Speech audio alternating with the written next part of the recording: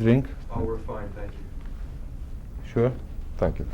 No, but Channel 13 might help you, and Opera News.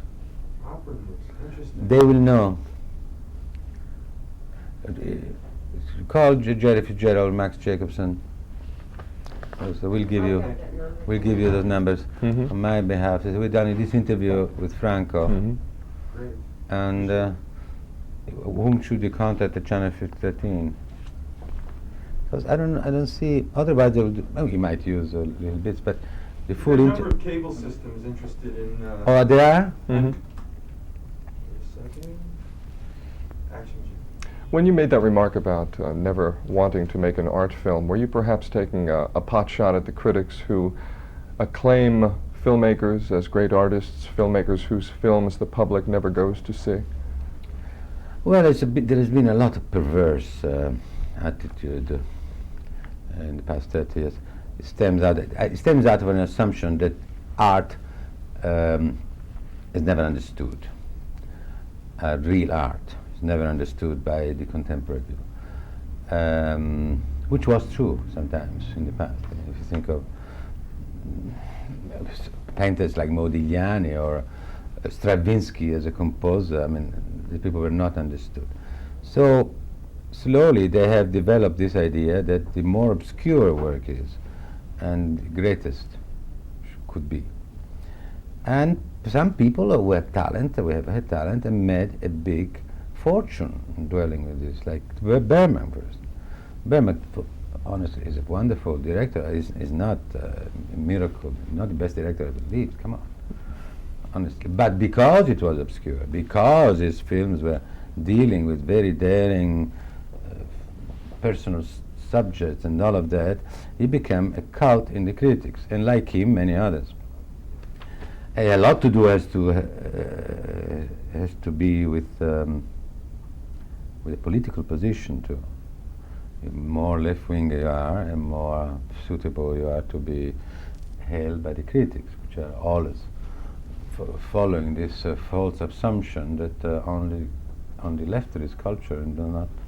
And what is left after all? And if you ask them what is left, they end up by being very confused, because if you think that Picasso was considered left and he shook hands with Stalin and he got the award, Stalin Award, Stalin was, as we all know now, one of the most horrible reactionary fascist men ever lived. I mean, there has been some confusion there, what is left and right, what is the radical press ideal conception of art. Mm-hmm. Do you think that that has affected the critics' approach to my work, modern, to your work? To my work constantly, because I never could accept this monstrosity that the culture in the world, the democratic world, should be led by people who were inspired by the Kremlin. First by Stalin policy towards culture, and later by those people. We know what they are up to. They are up to disrupt the very essence of our civilization in order to conquer us from within, as perhaps they don't hope anymore to conquer us with their weapons, with their weapon superiority. They try to disrupt our structures from within. They did try. Now we are all opening our eyes and ears. You know, in Italy, for instance, we went through this tragic period of the Red Brigades, and we found out that the Red Brigades and all the terrorism was financed and masterminded by the Eastern Europe secret services, in order to disrupt this very important nation in Europe, which is a bridge between Europe and the Third World, Italy. And they almost managed to get to it. Finally, for some reason, the Americans woke up and they told us to get rid of the terrorists, and we did. But you know, American policy have been very, very strange, very complex. I don't want to go into the field, no. for God's sake, but I want to say this, to mention this little, because it has affected the world of culture too. And then, you know, the definition of talent. This talent is red, so must be good. This talent is not red, so it's not talent. This has been a very, very consistent discrimination in the world of culture. And your work, you say, has been seen by the critics as conservative and right-wing? very Mhm. reactionary more than right wing. You know, just I wanted to bring back beauty. I wanted to avoid any Marxist message. I've been very thorough in that since my beginnings. I've seen the communists at work when I was almost a child. I was with them in the mountains. I know what they are. I never drank that milk. I'm sorry. Even if I have to change career, do something else, go and plow the fields, I'm not going to accept the rules of the game dictated by the Kremlin. Interestingly enough, the idea of bringing opera, which is perhaps the most exclusive of the art forms, to the masses is probably something that the left-wing critics would approve of. But ironic, those are the most reactionary people. Those are the ones who say that not everything is for everybody. So they encourage the elite. It's really a monstrosity.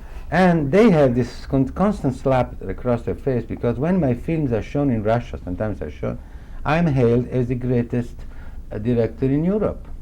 Romeo and Juliet is far the most successful film ever in Russia. The Champ. Yes. I can't tell you what The Champ is, and they consider it a great socialist film because it tells about good sentiments, about the monstrosity of a marriage split by the ambition of a bitch of a woman who wanted to become rich, and the poor were the worker, and he has to die on the ring in order to give something to his son. I mean, all the ideals of the socialist world. Ironically, I am a hero in Russia, and I don't miss any opportunity to let them understand that I don't agree with them. Nevertheless, my works are really, they arrive to the point of considering my first Christian film, religious film, Brother, Sun, Sister, Moon, a greatest masterpiece than any Marxist film. Because, apart from the fact that it was a religious film, a Christian film, but it sung the beauty of a hero. ZEFFIRELLI can tell us about a hero, about a pure hero who believes in something. And you people, I mean, they came to Rome, a group of them, Russians, a guest of the left-wing society, association of authors. And they showed to them all their works, all this garbage, this awful stories. And the Russians were absolutely shocked.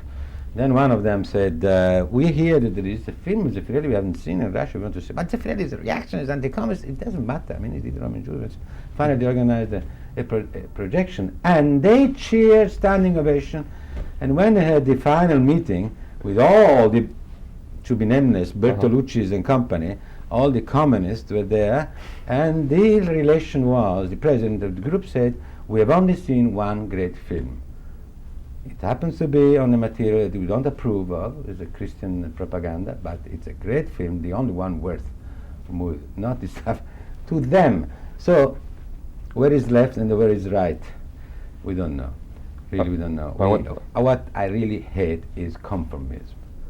Man should be free, and it's very unpleasant. And a nation that has been so wonderful in defending the freedom of expressing should be now so much devoted to conformism. See what I mean? One says one thing, so everybody must think the same way. It's awful. Conformity. The marvelous years where every American was a continent on his own, they're gone.